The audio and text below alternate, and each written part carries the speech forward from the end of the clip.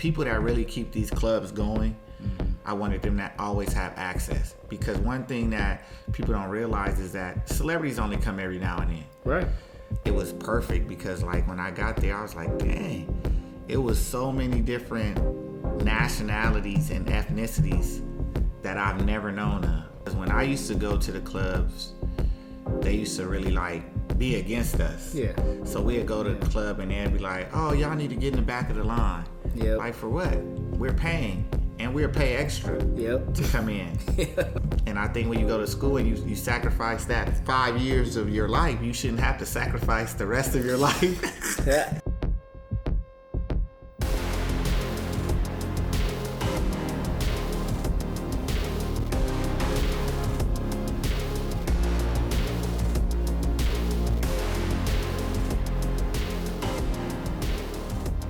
So, welcome to another episode of the 83K Way podcast. Today, I have the pleasure of introducing Marquis Diamond, longtime friend. We've done some philanthropy work together and saw the inception of some of his current endeavors a long time. Oh, man, 10 years ago now. Yeah. 10, 11 years ago. But one thing's for sure, always been someone who has been authentic, and true to himself, and a huge supporter of good people. Mm-hmm. So that's something I've known that's been a common denominator. So welcome. Thank you. Man, go ahead and tell people kind of who you are, where you're from. Okay. What you're about. Marquis Diamond. I'm a nightlife concierge specialist. What that means is, promoter, event planner, connect the dots in the nightlife world. I'm from Los Angeles, Crenshaw area. I'm in, community activist, philanthropy work on Skid Row, as well as mentoring and coaching kids of the Crenshaw area, Baldwin Hills area, and the Watts area. I was a part of the Mamba League until the late Kobe Bryant passed. I ran his Watts program. So, damn. That's about it for right now. Still adding stuff to it, though. Yeah. I'm sure there's much more to it. So, what I like to talk to friends, I guess you could say, who have been on the show is we like to get into where they started along their journey. And I know since I've known you, you have always worked for yourself. Mm-hmm. You've always been very well connected and someone who's respected in that world. Yeah. So, but where did all that kind of start for you? You went to Humboldt, right? No, Davis. Davis, man. Don't put no Cal State on me. Don't put no Cal State on me. I'm a UC kid. Yeah. No, I went to UC Davis. Well, it really just started. If we go all the way back, I grew up in LA, the heart of the movies that everybody watch, and I'm around D-boys and athletes and coaches and things of that nature. My grandfather was an electrician. I grew up with my grandparents, so my grandmother was a teacher. My mom, aunties, all of them was in education. So with me, it was trying to find something that I didn't feel boxed in. So the plan was, when I went to college, I wanted to be a lawyer. That was the plan. And when I got to college, the plans changed because I was like, man, this is a bit stressful job. and lawyers have to fight for their client for right or wrong. Yeah. And the justice system is also going against you for right or wrong. A client could be innocent, but their job is to prove his guilt, regardless if they know that he's innocent. Yep. And that system just was not going to work for me. My father's been incarcerated. My uncle's been incarcerated. Yeah. A lot of men in my family have been incarcerated. So it was like, wait up.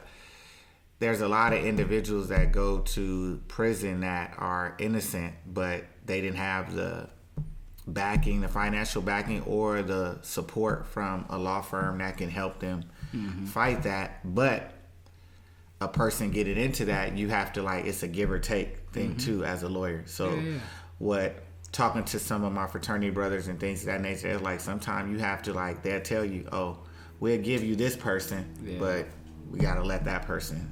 He gotta take a deal. Oof. So with me, it's like I can't sell somebody down a river for whatever time they gotta do. Because I don't care if it's 30 days, 2 days. Like I don't ever want to be the person that makes that decision in anyone's life. So that's where.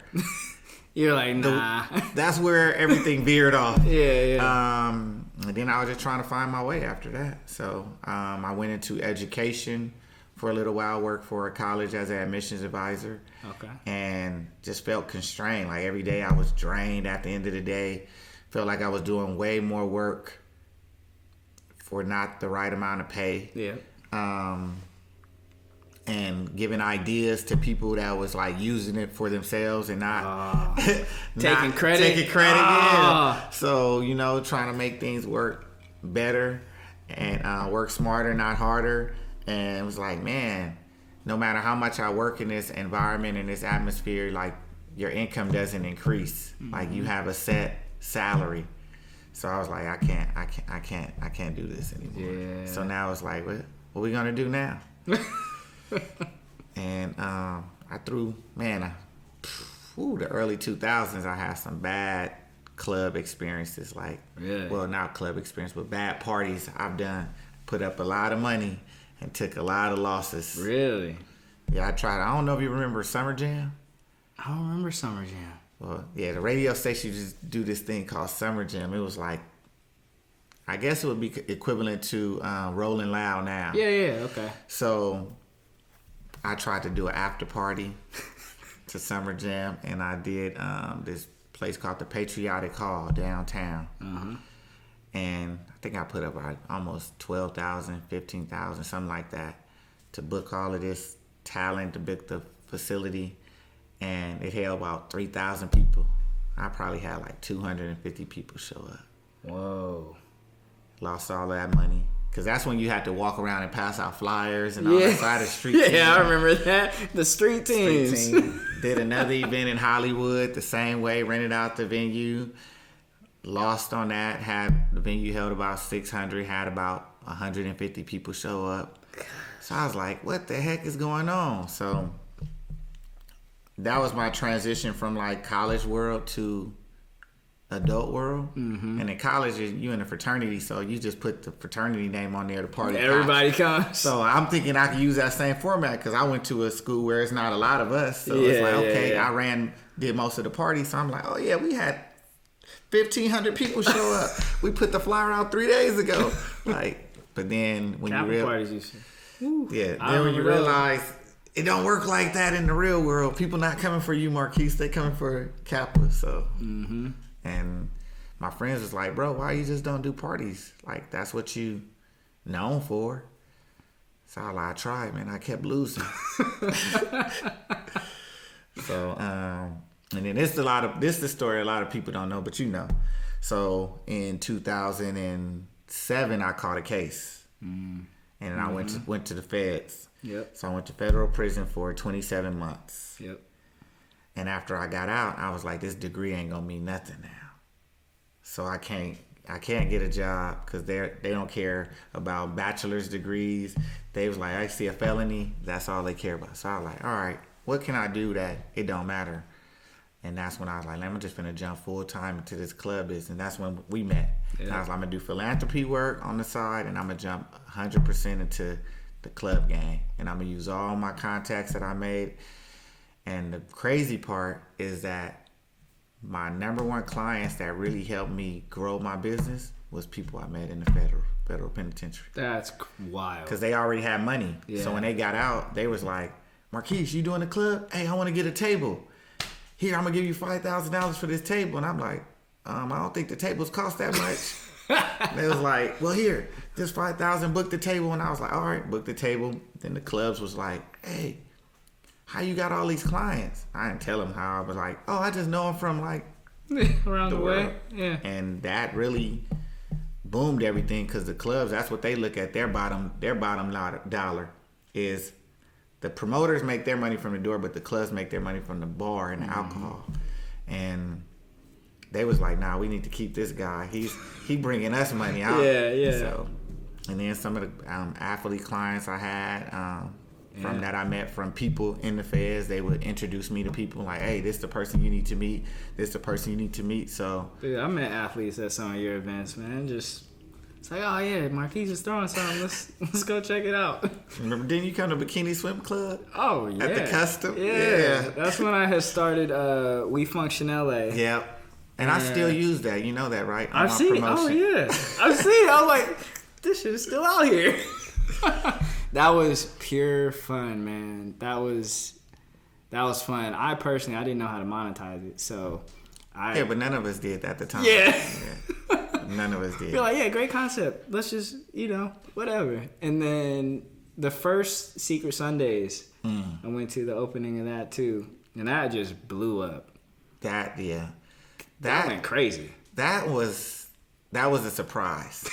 Because actually, in all honesty, I wasn't even supposed to be a part of that. So, my business partner at the time, Jason Robinson, shout out Jason Robinson. But my business partner at the time was like, Marquis, hey, they want us to do this Secret Sundays thing. And I was like, hey, bro, I don't do strip clubs. That's too ratchet. Like, I'm trying to build my brand in the higher end clubs. Yeah. And this was a separate club, was Block. Eden, those clubs were up. So I'm like, man, I can't attach my brand to a strip club because it's not going to work. He was like, man, but you the only one I know that do marketing. Because this is the time I had the computer, I had Facebook, Twitter, whatever of the things. And you press one thing, it go to everything. Yeah. So I'm doing on the computer all day. I had like 6 Twitter accounts, 2 Facebook accounts. So he was like, man, we need your marketing, this and this and that. I was like, bro, I cannot do a strip club. That's going to tarnish my brand. So he was like, well, what if we do it where you could just do the marketing part and you don't have to come? I was like, they going to pay us to do that? He was like, no, we're going to run it. Like, we're going to run it. You're going to create a logo. You're going to do all that and you're going to run it. And I was like, all right, I could do that. As long as you go be the face and then I'll do all the stuff behind the scenes. Yep. So we did that. I went the first night. And the objective that we tried to make was we wanted to bring Supper Club and King of Diamonds together. So it's like for people that didn't want to go to a strip club, they was going to a club. Right. And people that wanted to go to a strip club, they was going to the strip club. Yeah. So you'll see when you've been there, everybody will be dancing. They be like, dang, these people dancing at the club. But then you got dancers too if you want to tip, but it's not like they were never nude either. There's no nudity, but it's not like what we call pervertish. Yeah. So the girls don't do personals. Yeah. Like their show. It was a show. It's a show. So they're entertainers. So and it took off like a wave. So then I was there every day. And then we start getting merch. And this is where we was talking about we didn't know how to monetize it. Man, we should have made so much money off of merch in itself. I bought a shirt every Sunday, a different shirt. My teams bought shirts every Sunday. The guy at the Slauson Swap Me, he made so much money off of it. I use that guy for We Function Abdul, I think his name Abdul. Yeah, he made so much money off of us. And people used to ask to sell shirts and we just never thought about it. That's wild. Yeah, so we got a good, 7-8 year run out of Secret Sundays. Mm-hmm. And still to this day, people like, man, when y'all gonna open back up? Like, we'll do some special events. I'm planning on doing something for Super Bowl. What happened with Bikini Swim Club? We can't find a pool. So, LA is real tricky when it comes to hip hop and urban nights. Mm-hmm. So when we try to go lock in a venue, they're like, okay. And then they be like, all right. And then once they see the crowd that comes, even if they're making money and there's no issues, they're like, no, we don't want it. Damn. We don't want it.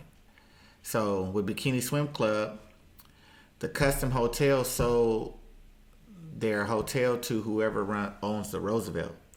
Oh, okay. And the Roosevelt people was like, no. They're like, no. We're not doing that.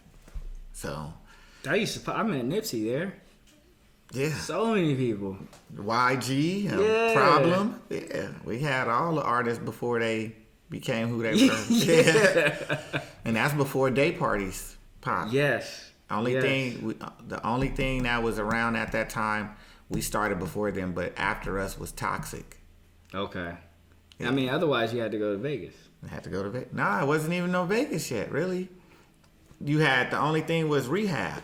Remember, it wasn't no other pool parties. Rehab was the start of that. You're right. Dang. Rehab was the start of it. We didn't even realize, And then there was one at a lake. Was it at Elsinore? Lake Elsinore. Yeah. Our lake party, Secret Sundays lake party we did every year. Mm-hmm. Yeah, with jet skis and the boats. Yep. That's one thing with Secret Sundays. It allowed you to like see the people that really have money. Because they'll bring them boats out. You be like, fool, you don't look like you got $1, and they have them cigar boats that's like look like they worth $1 million. Yeah. You're like, dang, this food boat is nice. Yeah. So that's awesome, man. Like, and that's been so that was like the last 10 years. That's 10 years. And, all wrapped up. Yeah. But you were affiliated with a lot of other things during that time. Mm-hmm. But the core of it was promotion, but then having hiring clientele who you knew could go and all that stuff. But what wasn't even hiring clientele. My objective really was to be a bridge for the streets, the street culture to Hollywood. Because when I used to go to the clubs, they used to really like be against us. Yeah. So we'd go to the club and they'd be like, oh, y'all need to get in the back of the line. Yeah. Like, for what? We're paying. And we'll pay extra to come in. So then there would always be an issue. Oh, so drama happened. Promoters start getting mad at us or whatever. We get mad at the promoters and there's an issue. So my objective was, when I started promoting, I wanted to make sure that the people that really keep these clubs going, I wanted them to always have access. Because one thing that people don't realize is that celebrities only come every now and then. Right. That guy that's hustling, he coming every week, consistently. Because he's going out and he's going to come here every week. Every week. So to me, he's more of the person I need to cater to than a celebrity. Because the celebrities come in every blue moon. Yep. And to me, it's been working. And a lot of promoters don't pay attention to that. And I'm like, man, y'all cater to the wrong person. This guy has bought a table for us once a month for the past 5 years. And y'all going after this guy that bought one table since we've been open. That's just straight business. That's like knowing business operations and your bottom line, though. But some people they're afraid to tap into people that they're not comfortable around. Yeah. And that's what it is. And I think one of the things growing up where I grew up and also going to Davis, it allowed me to jump in and out of different cultures. Same thing, man. Like, I went to Santa Monica Junior College, high school, like at Bishop Montgomery and Torrance, and then going to Loyola for college. I was like, this is weird. I was like, all right, so I need to learn how to operate in these different environments. And some people are afraid of that, I think. Yeah, but they're afraid of branching out, and they kind of stick to their own little bubble. Well, that was one of the reasons why I didn't go to HBCU. I went to an all-black elementary, all-black middle school, and all-black high school. And I was like, I was going to go to Hampton. And I was like, man. And I was like, bro, when I go into the real world, I'm not going to be around that. I need to step into something else. And everybody was like, nah, but you would have still got a good experience. I was like, no. So when I chose Davis, it was perfect because, like, when I got there, I was like, dang. It was so many different nationalities and ethnicities that I've never known of. No, crazy, because you think black, white, Latin, cool. Asian, yeah. But then you got Sri Lankans, you got Indians, and Indians from India. Like, it's like, it was crazy. And then, like, I used to have to come back and tell my grandma and my mom and them, like, when they used to be like call Asian, they'd be like Oriental sometimes. Like, Mama, you can't say that. Granny, you can't say that. It's Asian. But you wouldn't know that if you didn't step into those those elements. Yeah. So like my roommate was one of my roommates, he was Chinese, and my other roommate was Korean, and they was on like Marquis. Yeah, if you don't know, just say Asian. But and then you get the Filipinos. They be like, they don't even like to call it Asian. Sometimes you be like, I'm confused again. Like, so what do I say? Yeah. So, but being around that, like, it really opened my eyes to a lot of other cultures. Going out to party with them, going out and enjoying time with them, and understanding their dynamic, and them understanding my dynamic, because they like, wait up, we know Crenshaw from the movies, but you don't seem like the people from Crenshaw. I'm like, yeah, it's like I don't have you're not a person that I'm targeting. You're not a person that I have an issue with, so you don't have to ever see that side of a person. Yeah, exactly. Yeah, my whole family is from Watts. I grew up in Compton before moving to Inglewood, and traveling around the world for the military and meeting people. They're like, oh, is that place from the movie? I'm like, God damn. Even if you just say that you're from LA, and LA gets a lot of crap, but I say this all the time, but people will still, in other countries, they will still like sell all they have just to get here for an opportunity. And they're intrigued with LA. Yeah. When I was in Egypt, they was like, you're from where? California? What part of California? Say Los Angeles. They were like, oh, man, I really want to go there. Like, yeah, you sure you want to go? Like, you sure? Are you sure about that? Are you sure? Yeah. I think it's a love-hate relationship, but mostly love, because the opportunity that I've had here, and I'm sure you can say the same, the opportunity here is insane. It just really depends on your decision. Dog eat dog, though. Oh, yeah. It's dog eat dog. It's either you going to win, you going to sink, or you going to swim. Like, I see so many people come here pursuing some type of dream. And this is because I'm in Hollywood. I get these, especially a lot of women, the pretty women, they'll come here, and then 4 years from now, they just look so like done. You'd be like, dang, what happened? You just came here at 21, had all of these hopes and aspirations, and now at 26, you just like, I just want to be a bottle girl now. Like, wait up, that was not what you came here for. Or I'm a dancer now. Like, that was not what you came here for. Now you settling. Yep. And then, like, you can see it in their skin, their face, like the lack of sleep, the lack of just being like able to just relax and rest. Like, they're on the grind and the go all the time. Lack of hope. Yeah. And I see it. It's sad, and it's like, I remember my sister, she wanted to move to LA, and I was like, nah, you good. You need to stay in Texas, where you from. Because you got to have a certain type of drive here. Like, you do. This is not a place to me, LA is not a place to come if you want to work for someone. You have to work for someone and work for yourself and work for somebody else that works for somebody. You have to have like 3 jobs. Yeah. You got to hustle. Yeah. So, and some people don't have that in them. They think, oh, I'm going to come here. I got a good job. I make $100,000 a year. $100,000 a year, you still struggling here. Yep. Like, so I said, go to Atlanta where you can make $100,000. You be all right. Yeah. Especially, a lot.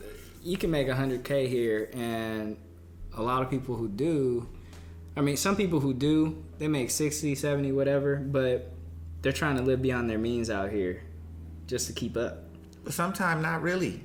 Because I just remember when I graduated from, I was like, my bachelor's degree, having a bachelor's degree should automatically put me in the $50,000 category, right? Mm-hmm. When I got out, I started working, they was paying me like $32,000 a year. So I'm like, man, I could have been making that. I could have been like people that I knew that graduated and went straight to work that was making already 60 or 70 because they got all of that work experience. Yeah. So I was like, this is not working out. So then it was like, okay, go get a master's. I said, go get a master's. If I go get a master's, what's that going to give me? That's going to put me at the 60, 70 range, right? Mm-hmm. So then I was just looking at me purchasing a house. If I purchase the house, the house is going to be, this is in 2004, 2005. So if I purchase a house, houses about that time for where I wanted to live was like $300,000, $400,000.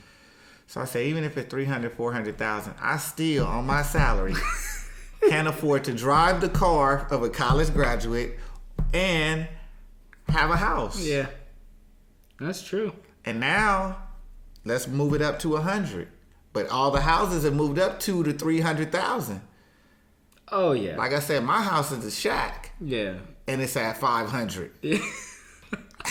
It is, and it's at 500. I'm just saying. So if it's at 500 right now, if I made $100,000 a year, I would not be able to afford the lifestyle I have and my house. Damn. I would have to sacrifice something.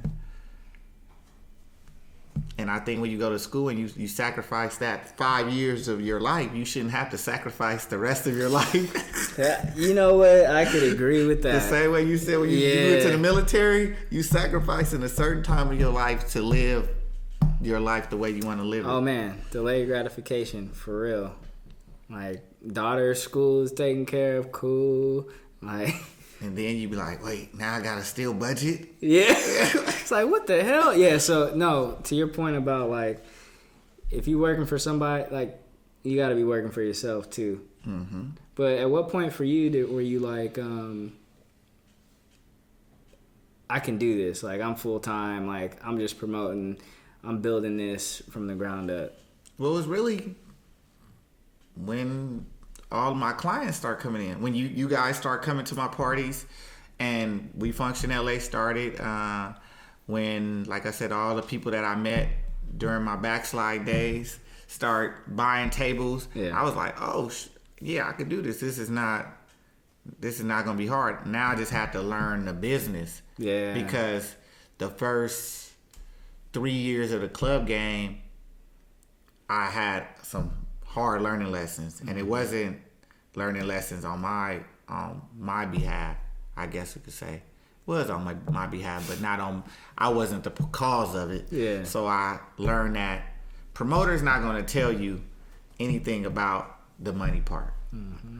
They're going to take advantage of the money part. So when I told you I was bringing in a $5,000 table, but I go home with like $50 or $100, I didn't know you get like a percentage of your tables. I didn't know you get paid a flat fee or a commission for certain things. I just like, oh, I bring this. They're like, oh, we gonna give you $100 because you brought the table. So I'm like, oh, cool. $100 come out. Boom, I do that. And then like when I did the clubs, you get paid for your tally. And this before, like in the early 2000s, tables wasn't a big deal. Yeah. Like that didn't change until like, I want to say 2014, 15 when mm-hmm. the city of LA started taking away people's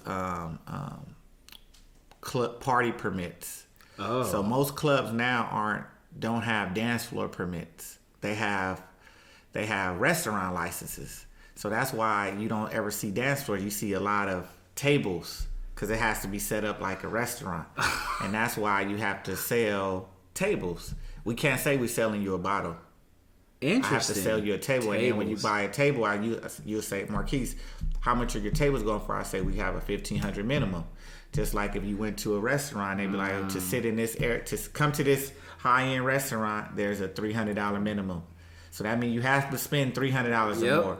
So we adapted that into our culture too in the club world, because now these clubs all have restaurant licenses, and that's why nobody dances anymore or anything like that, because they don't have the permits for that. That's wild. So that's why. So those learning lessons, once I kind of got past knowing like, hey, bro, you owe me way more money. I sold you a $5,000 table, you owe me a minimum of 10%. Mm-hmm. So you gave me $50. I'm supposed to get $500 a minimum, plus other stuff, all the people I brought. Yeah. So, but it worked out because once I became like 2013, I think I got my first partnership. Mm-hmm. And once I became a partner, I got to learn like how the business works. Okay. So, and that's when you're like, okay, I needed to learn those lessons up front, because now I know that that's not what I ever want to do to the promoters I bring on. And I know how it feels to be taken advantage of in this world and in this game, because that's what the game is all about. They're gonna try to take crumbs from you if they can. So. See, I don't even have to ask about what you sacrificed, because you already talked about a lot of the stuff that you've been through. Nothing was really a sacrifice. It was just everything's a learning lesson. That's true. Nothing's a sacrifice. Like I learned from all. Like I said, when I end up going to my vacation, when I'm going on my vacation, that really, like, most people's like, Marquis, how'd that feel? Like, you, this was like bad. You was in jail and this and this and that. I was like, honestly, it was cool because I learned Forex when I was there. I said I was in the Fed, so it was like college campus. Like, we had basketball tournaments and all. It wasn't that. It was just like I really got to study, learn. In the same way when we get to that point about the pandemic, it was almost the exact same thing. It was like a reset. Because I look at, like, you get caught up growing up in the area I grew up in. You have your friends and you get caught up with your friends. Yep. Regardless of what your education level is and who you are, they only know you as Marquis. Yeah. They don't know this other person. Yeah. So the things that they get caught up into, you get caught up into. And you start moving fast, and you realize sometimes you be in too deep. Yep. And sometimes you need that halt, like a permanent halt, not where you make yourself halt. Like, you need a real diet. Yeah, you need a hard stop. Yeah, people get diets where they're like, I'm going to eat my lettuce and eat my salads and all that. But then you have that health issue where it's like, hey, now you have to. Hey, this is real. This is real. Yeah. And that's what, like, a lot of people have to have that. And I know with me, I have to have that to like sit back, like, and reflect, like, wait up, I'm going the wrong direction. Let me stop, put everything back together. Like, God always looks out for me. He always, he has a plan, and he always works it out exactly how it's supposed to go. Yeah. So where would you say you are now? Like, post-pandemic, you're full on back on here in LA, but business-wise, like, are you comfortable? What's next? Business-wise, no, we're 100% back open.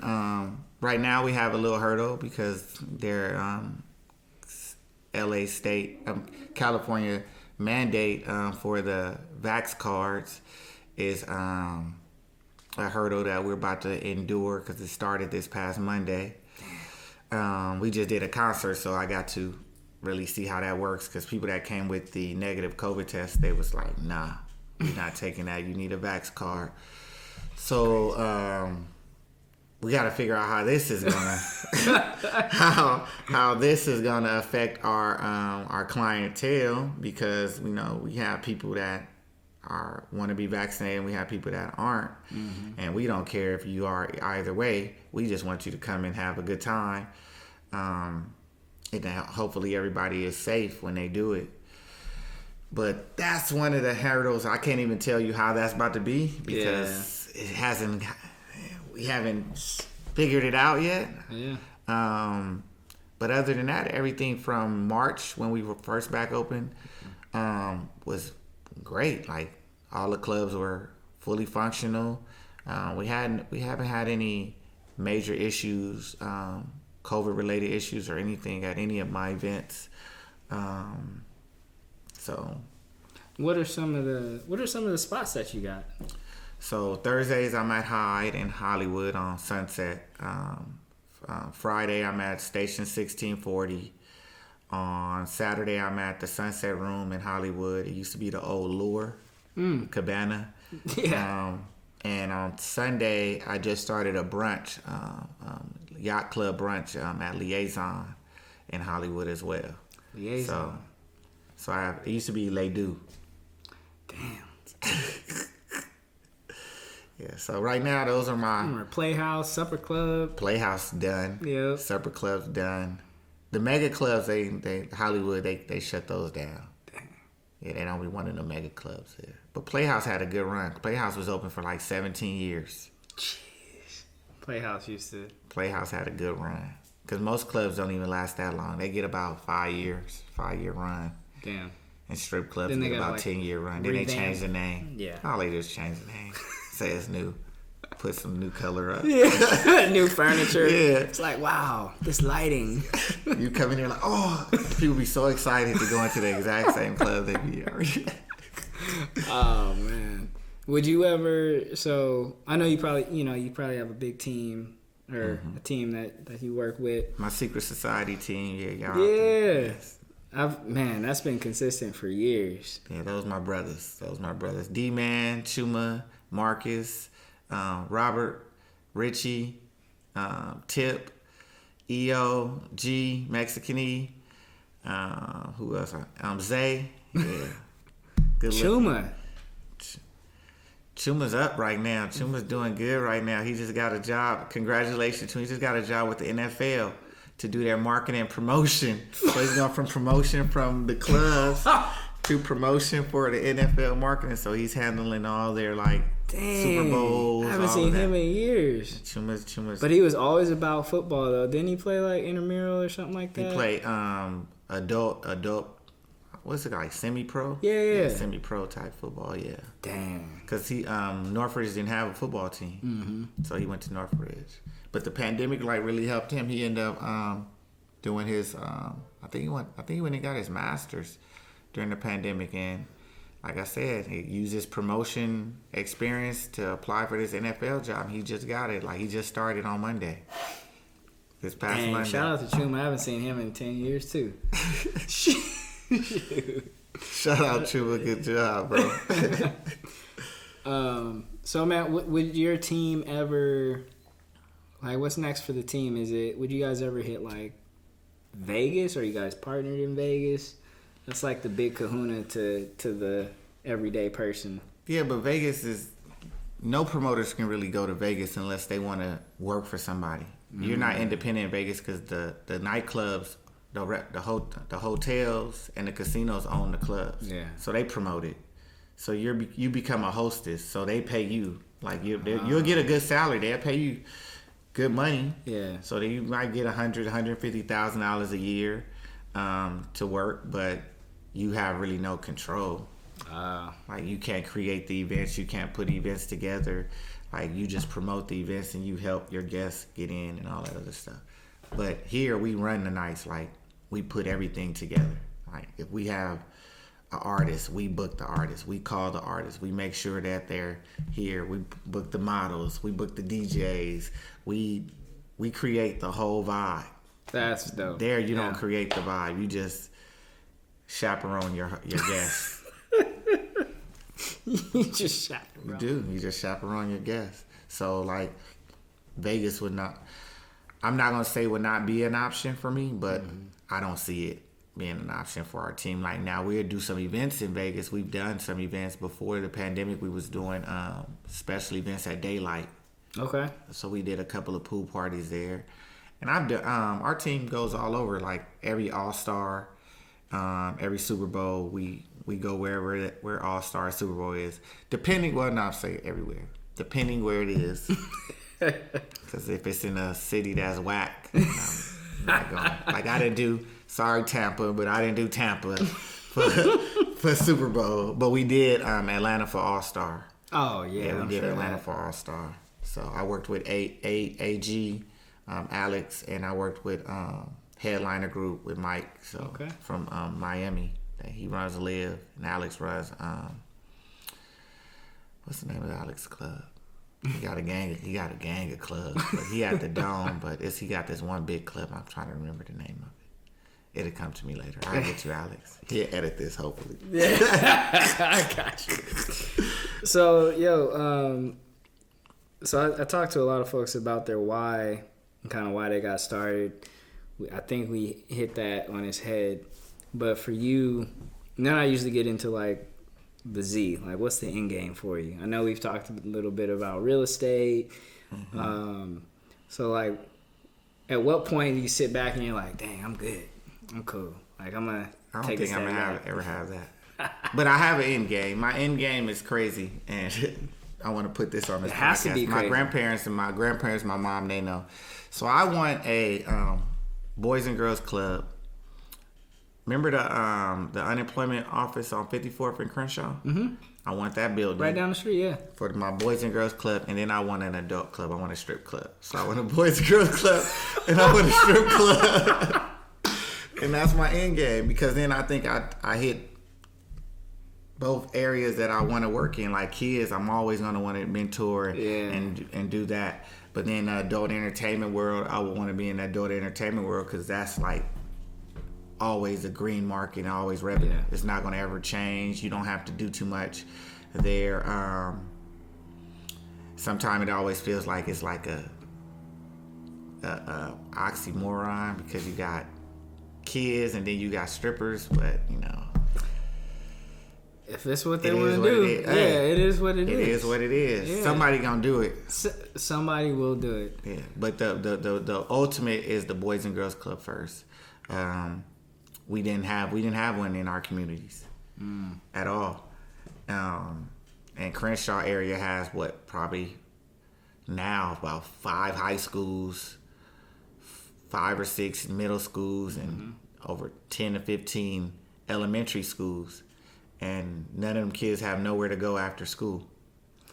Oh, we know where they go sometimes, yeah. Yeah, well, and that's how the gang population is so big and so different than it was when I was growing up. Because when I was growing up, there were members like, he's the gang member, he's the athlete or whatever. But even the gang members, they'll make sure you get, Keith, you all right? You go play sports. Nowadays, it's none of that's no order. It's no structure because everybody's just joining just because it's a fad type thing. Yeah, my pops ran into that when he was an athlete, and my goddad who went to the NFL, but they grew up near Athens Park, and so, but they would get a pass. They'd be like, those cats, like, they're going to the top, like, yeah, they good. You're good. And that's how it should be. Yeah, it should be. If you're an athlete, if you're a student. You have a promising future. You good. Now, if you want to be a gang member, you want to be in that life, then okay, you absorb it. But those are the people you target. Don't target the ones that don't want to live that life. Now it's like they don't practice that. It's like you got everybody doing whatever. It's freelance and just doing what they want to do. There's no orders, no structures, no lead, just no nothing. Yeah. So. But I would want to have a Boys and Girls Club just because the areas that we have for that Crenshaw area, you have from Ladera to where I stay, and you going from multi-million-dollar homes to even in the hood, our homes is $500,000. So and then most of them areas aren't apartments; them are homes. We don't live in apartments. Big old school homes too. So. It's a lot of kids and a lot of families that can benefit from a Boys and Girls Club, not just the kids in themselves, because you could teach financial literacy classes, all type of things for the parents to help their kids with. So, but you have to have a facility, and you have to have, and we don't have it because Crenshaw people are not going to go. It's a school, so they look at it as a school, so they're not going to go there. The Crenshaw YMCA is considered outside of our community because that's more the jungles, so people don't want to go over there. Van Ness Park is the same way. Nobody's going to a park for that type of stuff. But all the areas I know that have community Boys and Girls Clubs and stuff like Westchester and all that, they prosper in that. Their kids meet a lot of other kids that they don't know, and it's just a bigger, better community that way. Community. That's something that's been slacking for a long time. Those are our politicians making it slack because I tried. Wait up, matter of fact, we talked about this when we started the Young 100. The Young 100. Yeah, that was one of our ideas. The whole point to help me get a boys. Well, help us. But my idea was to bring that and was to start a Boys and Girls Club in the Crenshaw area. That was the whole point. And have a younger generation. Kind of help guide the even younger generation. Yeah, because I was working at the Boys and Girls Club in Pasadena. Yep. And just like how politics work right now, the older heads can benefit from it, so they hated on it. Yep. And you know what? Thanks to you, the Young 100 at the time, we got a lot of media, a lot of coverage on what we were doing, and they wanted it for themselves. Yeah, they wanted, but that's how it's been. Like even with my philanthropy work I do right now, like you'll see if a person, you hit up one of the politicians, like, I need you to come to be a part of this. And unless it booms, they don't want to be a part of it. But I'm like, I don't want you for it to boom. I just want you because you need to meet the people that are coming out. Because it's going to boom anyway. But yeah. Because that's what you're supposed to do, is meet the people. They just, yeah. I tried to get all my fraternity brothers, and I don't want to say the ones that I know, I'm talking about the organization, to back us. And they said they can't step into political arenas like that. I said, but this was a black man that was murdered. And you have members that are black men. This is not political. It's political if they want to make it, but this is you recruit black men. And they was like, we cannot do that. You cannot, don't wear your letters and all this other stuff. I was like, man, I'm going to do this on my own. So ever since then, like, I deal with, like, my fraternity on a person-to-person type basis. It's like, because now I realize, like, the fraternities, the sororities, the other organizations that are for us, they're political. So their hands are confined, their hands are strained, they say. And they can't get on the edge and, like, be out there in the forefront no more. So yeah, and that continues to, like, hammer on a lack of community. And I think that's just the people we met when we were mentoring these kids. Like, the kids that we met, they had so many ideas, and they were excited to, like, just try. Yeah. Remember when we had the one meeting at the spot on Stocker, and all the kids came there and they was telling the kids that they need to wear suits and stuff, and we was like, why? Why do they need to wear suits? They're kids. Let them be comfortable. They'll feel more impelled to come. Yep. Once you take someone out their comfort zone, they're not going to want to come to this. Yeah. Like, And share. I said, I'm an adult. I don't want to have to throw a suit to go to a meeting. For what? That doesn't make any sense. Well, that's professional. No, that's your profession. Exactly. We're in a whole new world. We're in a whole new element. I can be professional and don't have to have on a suit. Nope. So. Damn. You giving me Young 100 flashbacks, and that was stressful, man, because we were volunteering our time. We paid money, though. Yeah, we paid money. We paid them. And all we needed was some help in creating that community, enhancing that community. And now at this point, like, that experience lost my faith in the older generation black community in LA. Like, those organizations. And like, kind of like what you did, like, now it's just like individualistic, like, oh, okay, no, this person is good for, they'll do what they say. I got a referral from one of them, and the dude asked me and it was a referral just to, like, talk to somebody, not somebody famous, nobody, like, not a celebrity, nothing like that. It was just like, hey, I need, like, someone who's good at finance just so I can, like, talk to them, like, see if they're willing to talk. He sent an intro email, and then asked me to pay him for sending the intro email. Yes. And they asked you to talk to them? And I was like, you know what? I'm good on all of y'all. Well, that's why a lot of people don't understand why I do a lot of stuff just by myself. Like, I started off with just Marquis Diamond. I didn't have no organization backing me or anything, because I'm like, I just do what I think needs to be fixed and things to be done. Like, I'm on Skid Row every Wednesday. I started off before doing my projects on Thanksgiving and Christmas, just going down there doing hygiene, backpack giveaways. And it was crazy how that started too. That's a good story. But no, it is a good story, because the reason why I started that with my Secret Sundays team, but not with my Secret Sundays promotion team, with the dancers. Oh, wow. So I used to be like, y'all make so much money. Y'all make all this money. Y'all need to give back. You go in there, you make $1,000 on a Sunday and go spend it on hair, whatever y'all spend it on. and you need to get back. They was like, well, we're not going to do it. This and this and that. So I was like, all right, this is what I'm going to do. I need y'all to give me $100 on Sunday. I'm finna get these backpacks, and I'm going to fill them up with all type of hygiene stuff, and then we're going to go out on the Skid Row, and we're going to hand them out. We're not going to go hand no backpacks out, but we'll give you some money. I was like, all right. But then there was like, I got about 6 or 7 girls that did. Mm-hmm. And consistently every year they'd be like, Marquis, are we doing that? And some of them start ordering their own backpacks, and then they're like, I got the backpacks, we just got to fill them up. And we kept it going every year.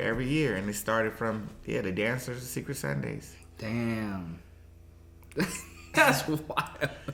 See, a lot of people wouldn't even guess, man. They wouldn't even guess. Because we went out there to hand out, give them food at first. Mm-hmm. But then a lot of people don't understand, like, Skid Row people get a lot of food. Mm-hmm. That's not one thing they really lacking on, because there's so many organizations that give that. So we asked the lady, it was a lady there, like, hey, you don't want this plate, but what do you need? She was like, razors, socks,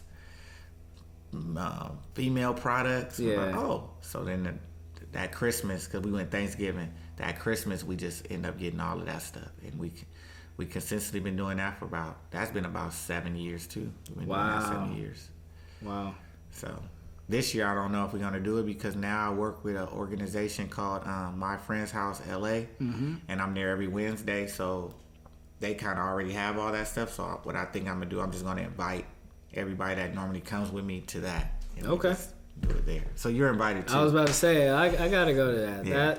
Every Wednesday, 11 to 2. So that's the philanthropy side of me. The philanthropy side for me started so rough, and it was after we got involved with the 100 Black Men.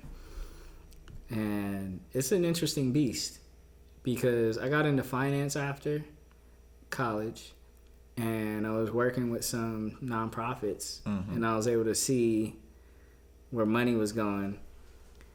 And it was at the same time, it was like almost directly after the Young 100 stuff had like kind of boiled over. Mm-hmm.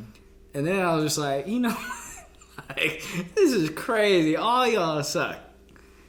Like, you aren't doing anything. And, oh my gosh, it was wild. And then I started working with some folks in Inglewood, and it was just the same thing. The same age group. Program. Same age group of folks, too. And it was all about control, notoriety, and like ego. Mm-hmm. And I was like, well, pride. I'm like, well, what are y'all actually doing? Because I don't see shit. Mm-hmm. Yeah. And some of them would be crazy, because some of them have the power to do it, though. Mm-hmm. Like, I done seen, like, when we had kids there, and, like, kids might need coats or jackets or whatever they may need, backpacks or whatever. And you like, this guy is a multimillionaire. And he's a part of this organization. He can write off mm-hmm. $10,000 and just buy the stuff. Mm-hmm. Or he can make a call to people he know and get it done. But they won't even do that. Mm-mm. It's like, man, then you have all these connections with helping kids get into college, helping kids get certain scholarships. But y'all don't even use your connections for that type of stuff. Mm-hmm. So that's when I was like, man, these programs they're not what they're supposed to be. Like, anything I do, I'm trying to be genuine about it. Like, if somebody says, hey, Marquis, I need a graphic designer, like, all right, I send all the best graphic designers I know. I don't want nothing out of it. I just want your product to be good, because everything in life is referrals. Yep. So if you do something that's good, you're going to be like, oh, I'm going to go hit you with Marquis. I said, every other community does that. We're the only one. Everyone. We're the only one that don't. No. We're the only one that hide everything. Oh, where you get this shirt? Oh, yeah, I can't tell you where I got this shirt at. That's just my plug. Yeah. Bro, like, we the only community that does that. And I'm like, man. And we learn a valuable lesson dealing with 100 Black Men of Los Angeles, because I don't know about the other ones, but probably all the same. But still, I don't mind it. Yeah, I take the rap. Whatever. Yeah. But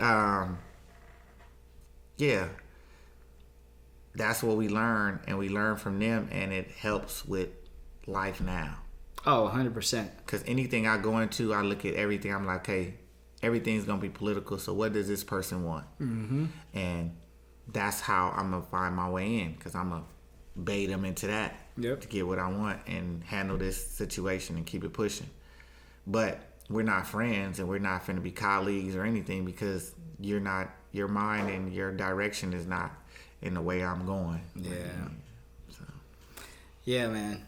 Huge lessons. It was a great time. It was a great experience, because I met some of the like dopest guys who like grew up around me, right? Like Brent Page, he's still killing it, doing his thing. That was our only politician. We were trying to get into office too.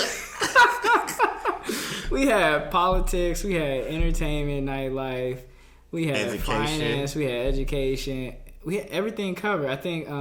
But that's how y'all put it together. Yeah. When y'all even called me in, Keon was in education, Brent was in politics. You're like, man, we need this person in entertainment. He was in finance, so we had every part covered. Mm-hmm.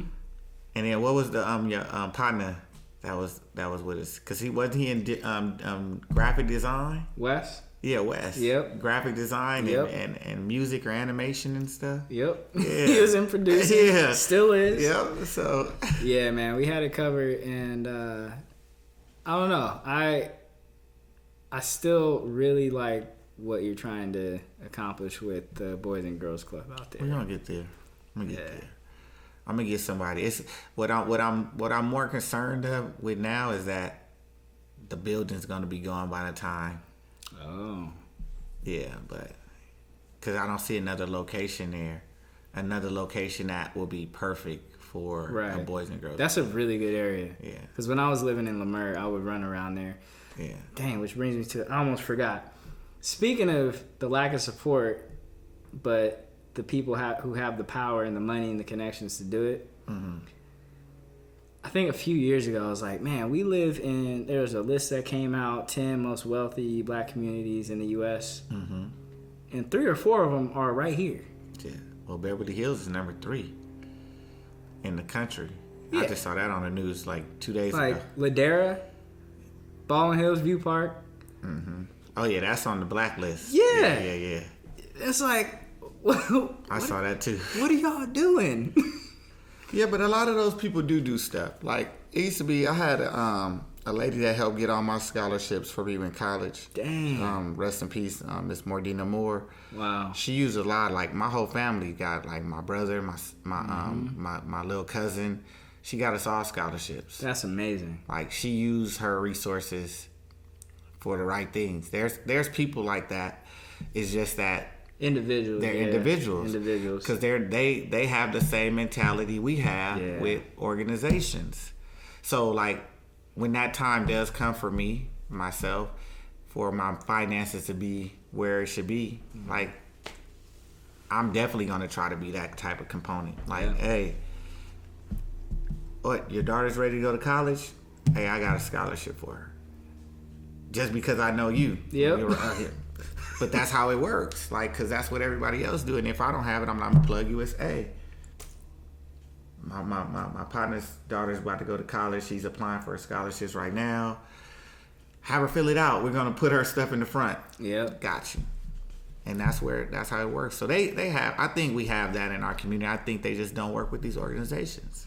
These orgs, man. And I think that's the hardest part with us finding the people now, because everybody's doing things individually. That was part of the reason why I started this. Is trying to bring together all the individually powerful and successful people that I know over the years, or have known over the years, and try to create some sort of synergy and network, almost like we tried to do years ago, but like to a grander scale. Like, our finances are different than they were 10 years ago. Yes. Way different. But for, like, right now, I think right now is the time to create that. I mean, like I said, I love what your thought process is on the Boys and Girls Club, and completely agree, especially having lived there for quite some time. But But yeah, man, however I can help. Yeah, we'll get there one day.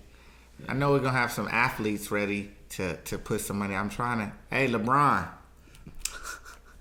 you got some money for us to get this Boys and Girls Club together and some power to get it together. He sure does. Now that he's with us. Yeah, you could bring that academy to the Boys and Girls Club out here. We need it too.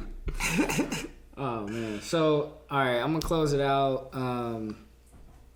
Go ahead and just tell people where they can find you, and kind of what's next for you, and then we'll get on from there. Well, you guys can find me on any social media platform: Instagram, TikTok, Facebook, Twitter. All Marquis Diamond, Marquis Diamond. No E on Marquis. It's Marquis Diamond. For the future, I guess we can prepare for Super Bowl right now. So Super Bowl is going to be in LA. So I'm trying to lock in a lot of venues. So if you guys are trying to book your tables or get tickets for some parties, after parties, or you need Airbnbs, exotic cars. I don't know if I could put this on there, but if you need tree, this is California. We're a green friendly state. We're a green friendly state. Hey, I could connect the dots for you too. So. Awesome. All right, man. All right, Marquis. And happy Veterans Day to all the veterans watching, because it is Veterans Day today. It is. Thank you, everyone, for watching. Marquis Diamond, longtime friend. I look forward to. I haven't been out in a long time, but I look forward to going out. I know my fiance is like, yeah, we need to go out. We've been cooped up, but the brunch would be perfect for y'all. We're down. But again, man, thank you so much. I look forward to seeing how things grow for you and collaborating on some stuff down the road. Definitely. So, all right, y'all. Catch us next time on the next episode of 83K Way. Peace.